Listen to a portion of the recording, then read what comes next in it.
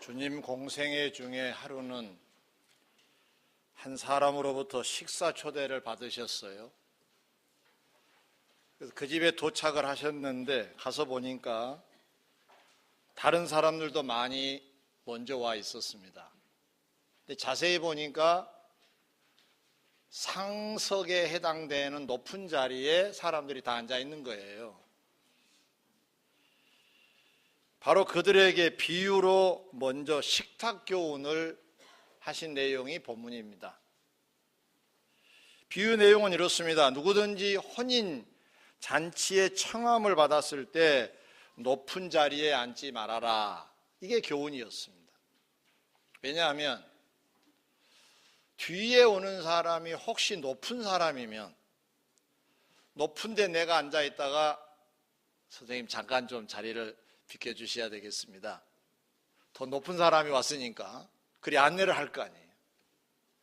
그러면 높은 자리에 앉아 있다가 쫓겨나는 거잖아요. 그럼 부끄럽지 않겠느냐? 많은 사람들 앞에서. 그러니까 차라리 앉으려면은 말석에 앉아라, 말석에. 그러면은 말석에 앉아 있는데 높은 사람이 없어요. 그 사람이 제일 높은 사람이란 말이에요. 그러면은 초청한 사람이 선생님 저리 앉으시죠. 만약에 그렇게 하면 많은 사람들 앞에서 영광 받는 거 아니겠느냐. 앞으로 초대받아 가면 상석에 앉지 말고 말석에 앉아라. 이렇게 교훈을 하셨어요. 여러분도 말석에 앉으시기 바랍니다. 아멘. 끝자리, 험한 자리, 추운 자리, 안 따뜻한 자리, 요즘으로 말하면 그런 자리에 앉아있으면 사람들이 다 알아봐요. 아유, 권사님이 거기 앉으시면 되겠어요? 그러면은 대접받는 거고 영광을 얻는 거라는 거예요. 주님 말씀. 그러시면서 주님이 이 비유를 마치면서 무릇 자기를 높이는 자는 낮아지고 자기를 낮추는 자는 높아지리라고 하세요. 우리가 사람들 속에 서로 이렇게 자기 자랑하고 이런 사람들은 적이 생깁니다. 어떤 적이 생기냐면은 지만 잘났나? 이런 적이 생겨요. 아유, 제가 부족하지요, 연약하지요. 그러면은 우군이 많이 생깁니다. 아유, 뭘 그래요? 옹호해주고 오히려 더 변명해주고. 이것은 단순히 어떤 잔치의 끝자석, 높은 상석 이런 의미로 출발을 했지만 이런 의미보다는 사실은 인생을 말하는 거예요. 교만하지 말아라. 교만하면 낮아진다. 낮추면서 살아라. 부족하다고 늘 여겨라. 다른 사람을 나보다 낮게 여겨라. 그래야 네가 높아진다. 이런 교훈이에요. 잘났다고 하는 사람 정 많이 생깁니다. 정 만들 필요 없잖아요. 그 다음으로 이번에는 주님을 초대한 사람을 향하여 두 번째 교훈을 주세요. 그 자리에서 주님이 하신 말씀이 이런 사람들은 앞으로 초청하지 말고 이런 사람들을 초청을 해라. 이렇게 두 내용으로 나눠요. 지금 현재 초대받은 사람들이 주님 마음에 그렇게 합당하지 않으셨던 거예요. 그러면 도대체 어떤 사람을 금지하시고 어떤 사람을 허용하셨는가? 우리가 이제 두 번째 교훈을 얻어야 되지 않겠어요? 이 내용을 오늘 좀 구체적으로 설명해 드리려고 본 주제로 삼았습니다. 자, 그러면 첫 번째로 식사 자리에 금지된 사람들, 누구를 초청하지 말라고 했느냐? 12절에 이렇게 기록을 하고 있습니다. 또 자기를 청한 자에게 이르시되 내가 점심이나 저녁이나 베풀거든 벗이나 형제나 친척이나 부한 이웃을 청하지 말라. 그건 누굴 청해요? 이 사람들을 안 청하면? 우리도 분위기 비슷하지만은 옛날 유대 사회에서는 이렇게 뭐 친구를 초대해서 같이 밥을 먹는다든가, 뭐 친척, 형제간, 그 여유로운 이웃 같이 식사를 할까요? 이게 그냥 어쩌면 문화시민으로서의 어떤 그 뭐 도리 같은 거 아니겠어요? 이게 뭐 잘못한 건 없는데 주님은 이들을 초청하지 말라고 하신 거예요. 그 다음에 무슨 말씀을 하셨느냐 하면은 12절 중간에 보니까 두렵건대 그 사람들이 너를 도로 청하여 내게 갚음이 될까 하노라 그랬어요. 갚지요. 내가 한번 샀으면 밥 사겠죠. 그렇죠? 어떻게 보면 그런 사람 골라 우리가 초청한 거 아닌가요? 싹이 괜찮을 때, 아유 저 사람은 한강에 돌 던지기 시기야, 그러면 모른 체 하려고 그러죠. 그래도 무슨 관계가 있어서 그래도 뭔가 보상이 되겠지라고 할 때 베풀어지는 게 맞아요. 그렇잖아요. 명절 때 사업하신 분들은 거래처 이제 선물도 하고 그러신 경험이 있으실 거예요. 왜 하셨어요? 잘 봐달라고 그런 거 아니에요? 왜 친구를 하지요? 좋아서도 물론 있지만은 그 친구도 다음에 날 또 사줄 거 아니에요. 그러면 도로 갚는 것 때문에 주님이 두렵다고 하시네요. 갚음이 될까 두렵다. 그게 맞는 건데 왜 두렵다고 하실까? 14절에 중간에 보면 의인들의 부활 시에라고 하는 단서가 있어요. 이것은 다음에 대접을 해야 될 사람에 대한 답이기도 하지만은 이게 결론이니까 끝에 뒤에 둔 거거든요. 그러면 이 말을 앞에 갖다 다시 설명하면 이런 뜻이에요. 사람들이 다 갚아버릴 것이지 않느냐. 벗이나 친척이나 형제나 부한 이웃을 초청하면 다 그들이 니를 다시 초대해가지고 다 갚아버리지 않겠느냐. 그러면 의인들의 부활 시에는 그 말은 무슨 말일까요? 주님 재림하실 때, 주님이 재림하실 때 너에게 갚을 게 없겠네? 그래서 주님이 하신 말씀이 그날 주님을 만날 거라고 생각한 너희들 아무 혜택도 못 받으면 그거 좀 두려운 일 아니야? 이런 말씀이에요. 갚을 게 없으면 주님이 아유 야 너 최고였어 이런 어떤 반응이 없으시는 인생은 두려운 인생, 부끄러운 인생, 안타까운 인생이다 그런 말이에요. 다시 말하면 친구나 형제나 친척이나 부한 이웃은 내가 시작할 때 갚겠지 하면서 은연중에 깔고 해요. 명절에 선물을 만약에 내 거래처에 했다면 좀 돌아오겠지 하는 마음이 깔려 있는 거예요. 나쁜 얘기 아닙니다. 근데 주님이 왜 두렵다고 하셨느냐? 그게 사람이 사는 도리인데 그것만으로 끝나고 만다 그 말이에요. 그래 네가 했으면 돌아오겠지. 네가 이번 명절에 잘 했으면 또 거래처에서 좀 상당하게 앞으로 관심을 써주겠지. 그러나 기억하라, 그것으로 끝이다 그 말이에요. 주님의 재림 때에는 네가 그렇게 남을 베풀어 주는 것에 대하여서 전혀 혜택이 없을 것이다. 도리를 해야 되겠다 하면 도리를 다 하세요. 그러나 기억하실 것은 주님의 재림 때에는 받을 게 없습니다. 그걸 전제하고 한다면 그냥 감사해서 그냥 사랑해서 그냥 불쌍해서 마땅히 할 일인데 뭘 내가 주님을 믿는 자로서 이러면 주님이 갚으실 게 남아있겠지만 내가 주거니 받거니 내가 하면 오겠지라고 하는 차원에서 만약에 행하는 일들이라면 그것이 다할 거다 그 말씀입니다. 그 주님이 두렵다라고 하신 거예요. 마태복음 6장 1절 이하에 보면 사람들에게 보이려고 의를 행하지 말라. 2절에는 구제도, 기도도, 금식도 사람에게 보이려고, 그 말을 설명을 다시 하시기를 사람들에게 칭찬받으려고 기도하지 말아라. 사람들에게 박수를 받으려고 금식하지 말아라. 금식과 기도는 하나님 보시라고 내가 하는 건데, 사람들이 어쩌면 그렇게 금식도 잘하세요, 아이고 기도가 어떻게 그렇게 깊으세요, 이 말 듣고 싶어서 기도하냐?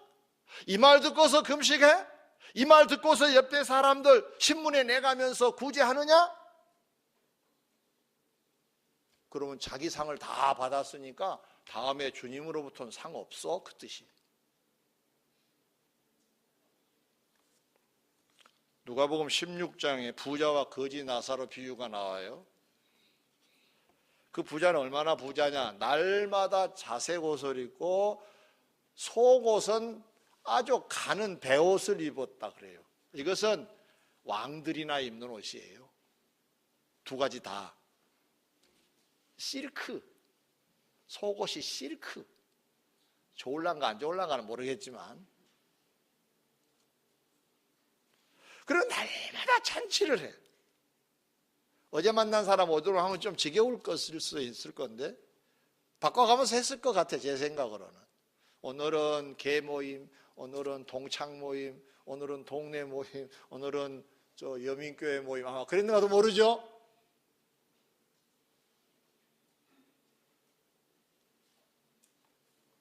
근데 그가 죽었어요. 근데 음부로 갔어요. 그런데 이 땅에서 그렇게 대접을 많이 했으니까 돈도 많이 썼을 거 아니에요. 그런데 이에 대한 언급이 한 톨도 없습니다. 네가 비록 여기 와 있지만 그때 그렇게 했으므로, 이게 없어요. 다시 말하면 이 사람은 베풀고 얻어먹고 베풀고 자랑하고 자기 과시하고, 그래 사람들이 최고입니다, 뭐 의원이었으면 의원님 최고입니다, 뭐 그랬거나, 뭐 무슨 장이었으면 회장님 최고였습니다, 그거 다 받은 거예요. 받은 거.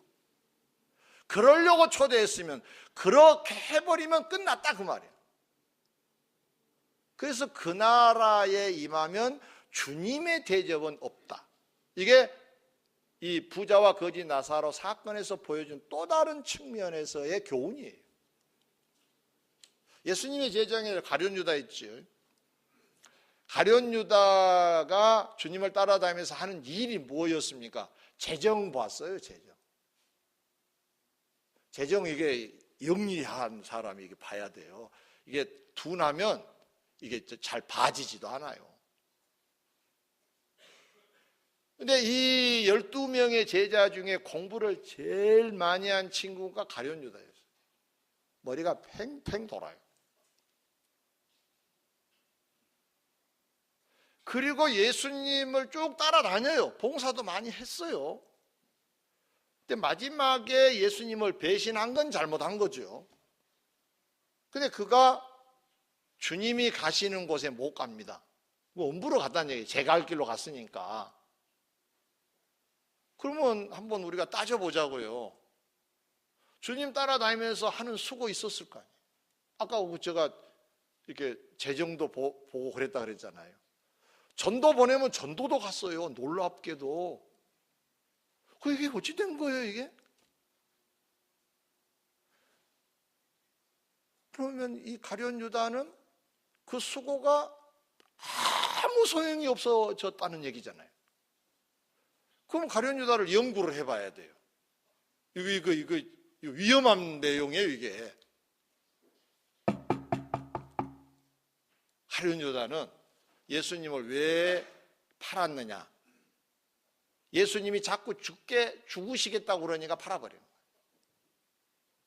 자기가 생각할 때는 왕이 될 줄 알았어요.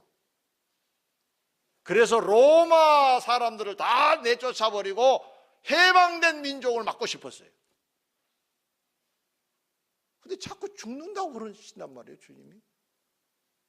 그리고 이 나라 왕을 삼으려고 500여의 어떤 이적을 베푼 후에 사람들이 동요가 있었어요. 왕 임금으로 삼자, 임금으로 삼자. 여론이 확 돌았어요. 근데 도망가다시피 산으로 가버리셨어요. 쭉 보니까 예수님이 왕이 이제 안 될 것 같아. 그래서 예수님을 팔아버렸거든요. 그래, 그건 그랬다 치고, 그러면은 그동안에 수고한 것은 어디로 간 거예요, 도대체? 자, 그것 보면 다른 걸 다 알 수가 있어요. 예수님을 바라볼 때 왕이 될 거라고 바라봤다는 얘기는 저 세상은 안중에도 없었어요. 그냥 이 세상에서 왕이 되시면 이 세상에서 내가 장관이나 하나 해야 되겠다. 이게 가룟 유다 다예요. 그러니까 여기에 포커스를 맞추고 봉사도 하고 헌신도 하고 수고도 하고 노력도 하고. 아멘 할 때까지 한번 해볼까? 해봐야 돼. 박자가 맞아야지 이게.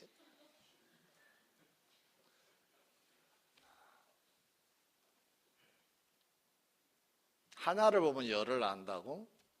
가룟 유다는 세상에 초점을 맞춰서 살았어요. 세상의 출세와 성공에 초점을 맞춰서 주님 따라다니고 수고하면 되겠지. 그래 따라다닌 거라고요. 보상을 바라고 이 세상에서 받을 거라고 생각을 하고 그거 없어진 거예요. 여러분은 순수한 마음으로 내세와 관계 있는 자로 사시기를 권면합니다. 무엇을 하든지 이 세상에 초점이 맞춰진 것들은 음으로 양으로 이게 없어져 버려요. 그리고 남는 게 없어요. 남아야 그날 상이 될 건데 안 남아요. 다 없어져 버려.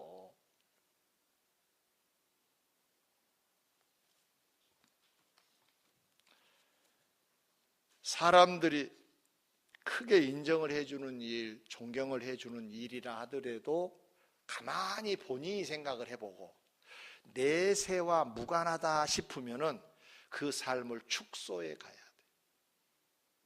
하지 마세요 하면은 도리도 팽개치세요 말처럼 들리니까 그렇게는 안 하고, 주님이 오늘 말씀에 청하지 말라라고 하시기는 했죠. 근데 이 말은 강조한 말씀이지 도리 없이 살라는 말씀은 또한 아니에요.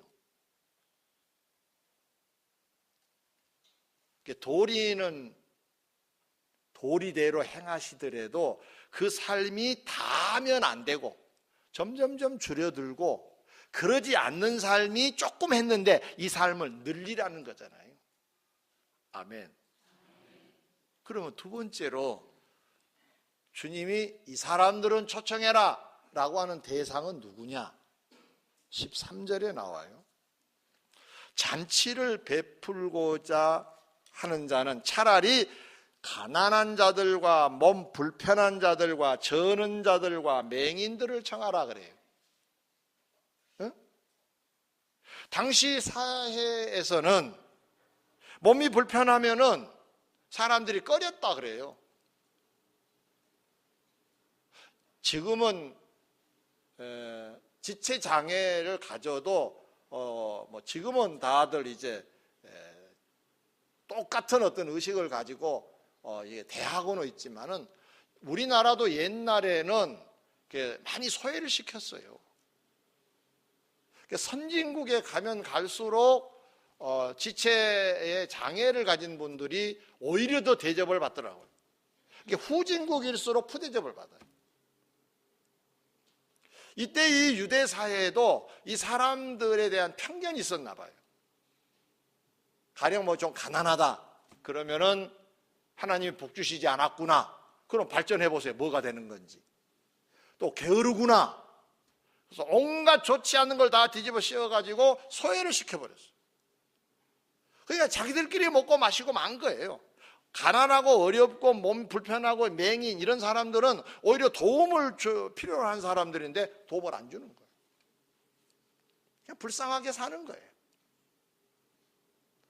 근데 주님께서 왜 이들을 대접하라고 하시느냐?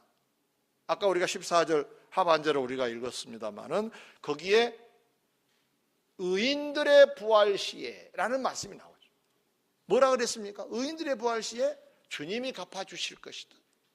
이들은 가난하니까 못 갚아요. 갚을 능력이 없어.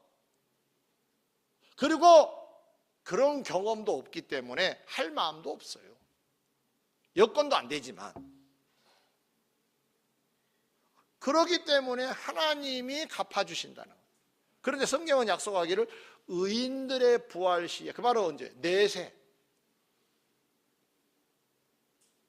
그러면 내세에 받을 게 있도록 사는 것이 좋다는 말씀으로 이 말씀을 강조한 거예요.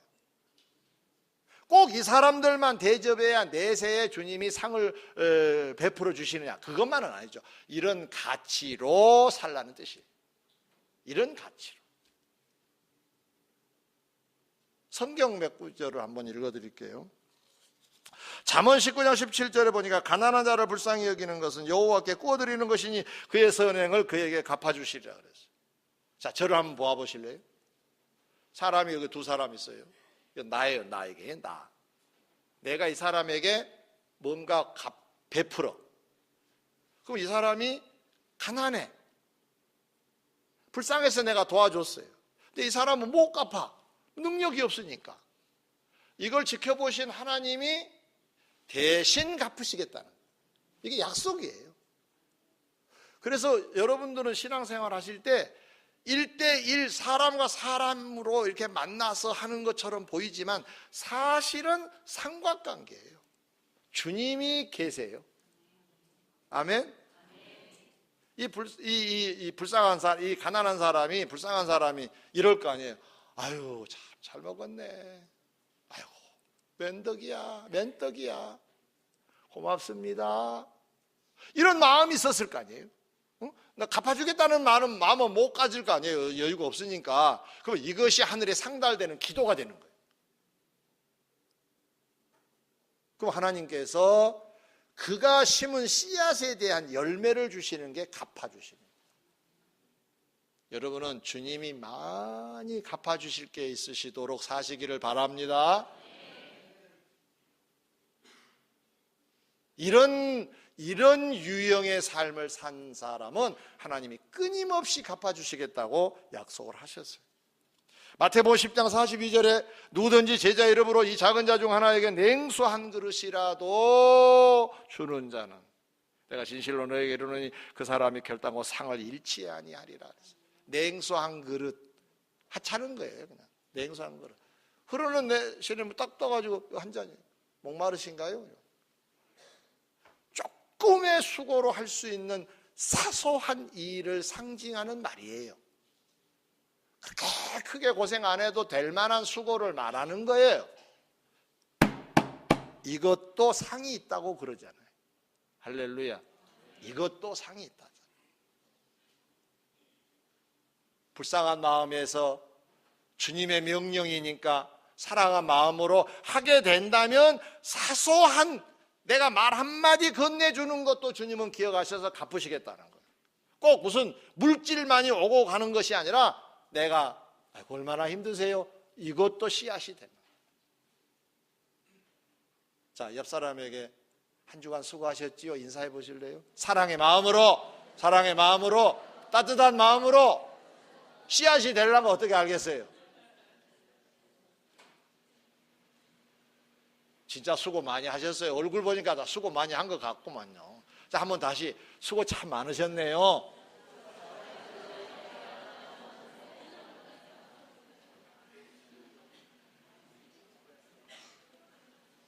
제가 어제 신학교 졸업식이 있어서 갔어요. 평상시에 저를 참 아끼고 사랑하신 분이 저에게 오시더니 아이고 무슨 고민 있으세요 목사님? 얼굴이 쏙 빠졌네 그러시더라고. 근데 어떤 사람은 아이고 탱탱하게 좋네. 어떤 차이가 있을 것 같아요? 여러분 잘 판단해 보세요. 얼굴이 좋아졌습니다라는 말은 희망적이고 뭐 기쁨을 주기 위해서 하는 말일 수도 있지만, 그걸 평가하기 전에 아이고 얼굴이 좀 상한 것 같다, 이건 어머니들이 자식들에게 하는 말이에요. 분명히 내가 볼 때는 통통한데 어머니가 볼 때는 쏙 빠진 것 같이 보여요. 왜지요? 사랑 때문에. 제가 왜 길게 얘기하냐면, 옆 사람을 보시면 쏙 빠졌을 거예요. 그래서 한마디 하시라고 그러는 거예요. 아이고 수고 많으셨지요. 인사합니다. 수고 많으셨지요. 인사합니다. 수고 많으셨지요.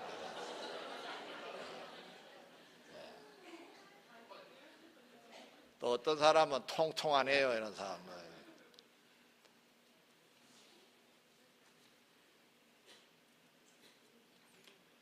마태복음 5장 46절 이하에 보면, 사랑해주는 사람만 사랑하면 무슨 상이 있겠느냐, 무난한 자에게만 무난하면 다른 사람하고 다를 게 없네, 이런 말씀이 기록되어 있어요. 자, 이렇게 한번 접근해 볼까요? 다른 사람이 다 하는 스타일보다 안 하는 스타일을 한번 찾아보자. 다른 사람들이 관심 별로 안 갖는 영역에서 여러분이 관심을 가져보라고. 봉사도 해보시고. 그래야 할 때 바로 그 자에게는 남다른 주의 갚으심이 계실 줄 믿습니다. 성경을 자세히 보니까 이렇게 다음에 이런 수고자에게 주님이 갚으시겠다고 하신 것 말고도 갚으시겠다고 하는 부분이 또 많이 기록이 돼 있어요. 이게 특징이 뭔가 봤더니 방금 전에 제가 소개해드린 내용들은 주로 의인들의 부활 시에 받을 상급들이에요. 의인들의 부활 시, 그 말은 내세에 받을 상급을 말하는데 그것만 아니더라고요. 자, 성경을 소개해 볼게요. 잠언 11장 25절에 보니까 구제를 좋아하는 자는 풍족하여질 것이요 남을 윤택하게 하는 자는 자기도 윤택하여지리라 그랬어요. 풍족하여지고 윤택하여진다는 것은 세상에서의 얘기예요. 남에게 뭔가 베푼 사람은 이 땅에서도 주님이 베풀어 주시겠다는 약속이에요. 믿으시면 아멘. 신명기 14장 29절에 너희 중에 분깃이나 기업이 없는 레위인과 내 성중에 거류하는 객과 및 고아라 과부들이 와서 먹고 배부르게 하라. 그리하면 내 하나님 여호와께서 내 손으로 하는 범사에 내게 복을 주시리라. 네가 손으로 하는 뭐든지 내가 복을 주겠다는 거예요. 농사 짓는 사람 농사 잘 되게 하고, 사업하는 사람 사업이 잘 되게 하고. 아멘. 손으로 하는 범사에 복을 주시겠다는 거예요. 우리가 손으로 다 하잖아요. 그 다 복을 주시겠다는데 조건이 있어요. 조건이. 레위인이나 객이나 고아나 과부나, 이거 다 무슨 말을 의미하느냐면은, 레위인이나 말은 당시에 기업이 없는 주의 종들을 말했어요. 그러니까 갚을 게 없는 사람들을 말하는 거예요. 객, 뭔가 도움이 필요한 사람. 고아, 뭔가 필요한 사람. 이런 사람들에게 잘하면 네가 하는 범사에 내가 복을 주겠다. 할렐루야. 할렐루야. 범사에 복을 받기를 원하시면 크게 아멘. 그럼 이렇게 살아보세요. 이렇게. 복 주세요 이렇게만 하지 말고, 이 손으로 요리 올리지 말고 옆 사람을 도와주는 일을 해버려요. 그럼 하나님이 도와주실 줄 믿습니다. 하나님이 도와주시면 막을 자가 없어요. 범사가 잘 되시기를 주의 이름으로 축원합니다. 이사야 58장 7절로 9절. 줄인 자에게 내 양식을 나누어 주며 유리하는 빈민을 집에 들이며 헐벗은 자를 보며 입히며 또 내 골육을 피하여 스스로 숨지 아니하는 것이 아니겠느냐. 그리하면 내 빛이 새벽같이 비칠 것이며 내 치유가 급속할 것이며 내 공의가 내 앞에 행하고 여호와의 영광이 내 뒤에 호위하리니 내가 부를 때는 나 여호와가 응답하겠고 내가 부르짖을 때에는 내가 여기 있다 하리라. 할렐루야. 내세의 상급만이 아니라 줄인 자에게 먹을 걸 주고 유리하는 자를 집에 들이고 헐벗은 자에게 옷을 입히고 이렇게 도움 주는 걸 말하는 거예요. 도움 주는 거. 내가 뭔가 기대하고 도움 주는 것이 아니라 그냥 주는 자를 하나님이 이런 복을 주시겠다는 거죠. 이런 복 받기를 원하시면 아멘. 내 치유가 급속할 것이며 아픈 데가 빨리 낫는데요. 아멘. 아멘. 얼마나 좋소. 이 세상에서도 복을 주시고 응답도 해주신다고 하는 이 길을 여러분 많이 걸으시기를 권면합니다. 이 세상에서만 가치가 있는 쪽의 삶을 사는 사람은 주님의 말씀대로 표현한다면 두려운 사람입니다. 안 된 사람이에요. 불쌍한 사람입니다. 나름 영리하겠지만 주님 시선으로 보면 미련 곰탱이로 사는 거예요. 여러분 똑똑하시지요? 그러나 주님이 똑똑하다 하신가요? 미련하다 하신가요? 돌아보실 수 있으셔야 돼요. 좋은 사례를 하나 소개해 드립니다. 열왕기하 4장에 보면 엘리사가 나와요. 이 엘리사가 수넴이라고 하는 동네를 갔는데 수넴의 한 여인이, 귀부인이 이 주의 종을 알아보고 자기 집으로 모시고 갑니다. 식사 대접을 합니다. 얼마나 친절하게 잘하는지 이 동네 갔다 하면 그 집에 갑니다. 이것으로 끝나지 아니하고 자기 집이 여유가 있었던지 방을 한 칸 만들어서 거기서 쉬어가도록까지 배려를 합니다. 늘 대접을 받는 엘리사와 동행자 게하시가 미안하고 고맙고 감사하고, 아멘. 여러분도 그렇게 사시기 바랍니다. 미안하고 고맙고 감사하도록 상대방이 여러분 보고 고맙고 감사하고 미안합니다 할 수 있을 정도로 사셔야 돼요. 잘 사는 건데, 그래서 이 엘리사가 이 여인에게 가서 소원이 있느냐고 물어봅니다. 게하시가 가서 심부름을 합니다. 우리 선생님이 그러시는데 소원 있으면 말씀해 보시래요. 우리 선생님은 왕하고도 친하고요, 군대 장관하고도 친한 사람이에요. 높은 사람입니다. 애로사항 있으면 얘기해 보세요. 다 들어드릴게요. 소원 있으면 말씀해 보세요. 근데 이 여인이 뭐라 그래요? 아, 그래요? 그 녹지를 좀 풀어서 내가 집을 한 채 지었으면 좋겠습니다. 이렇게 말하지 않았습니다. 우리 스타일이에요, 그게. 네, 이 여인은 이렇게 말합니다. 나는 내 백성 중에 잘 먹고 삽니다. 이게 답이 다예요. 무슨 말인가요? 나는 소원이 없습니다. 행복하게 삽니다. 좋습니다. 만족합니다. 애로사항 없습니다. 이 말을 바꿔서 말하면 나는 조건을 붙여서 대접한 게 아니란 말입니다 라는 메시지. 나는 좋아서 그냥 한 겁니다. 하나님의 거룩한 종이니까 그냥 내가 하는 거라고요. 내가 무슨 조건 바라고 하겠습니까? 그 후에 어떤 일이 벌어지죠? 이 여인에게 이 집은 자식이 없었어요. 자식을 주세요. 자식을 주셨다는 말씀의 의미는 뭐냐면 사람이 줄 수 없는 걸 하나님은 선물로 주셨다는 메시지예요. 하나님으로부터 선물 받기를 원하시면 아멘. 크게 아멘. 크게 아멘. 크게 아멘. 그렇게 사시면 돼요. 신앙은 간단합니다. 공식이에요. 안 주시려고 하는데 막 못 빼서, 주님 손이 얼마나 힘이 세신데 어떻게 뺏어요? 안 뺏기세요. 그냥 털어놓으시도록 사시기를 바랍니다. 그게 주님을 사랑하고 내세를 생각하면서 그 가치관으로 사는 사람에게 풀어주신다. 갚아주실 줄 믿습니다. 이 세상에서도 내세에서도. 총정리하겠습니다. 이 땅의 도리도 하며 삽시다. 친구 대접하세요. 제가 주님 말씀 반대로 하는 말씀 아니에요. 주님도 그런 의도셨는데 그 사람들이 노상 거기만 머무르니까 그렇게 하셨다는 말씀 아까 드렸죠. 그러니까 주님도 이런 마음이셨던 거죠. 도리 하면서 사는 거 좋다. 그러나 그게 다면 두렵다. 그게 다가 되지 않도록 살아라. 뭔가 좀 남긴 게 있어야지. 남아야지. 주님이 갚아주시면 아이고 주님이 너 참 잘했구나 라고 하는 대목이 있도록 사는 게 잘 사는 거다 하는 메시지가 본문의 핵심입니다. 여러분,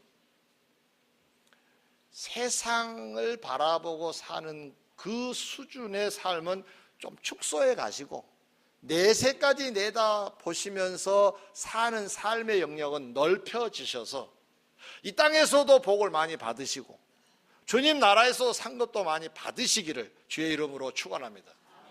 끝으로 한 말씀만 더 드립니다.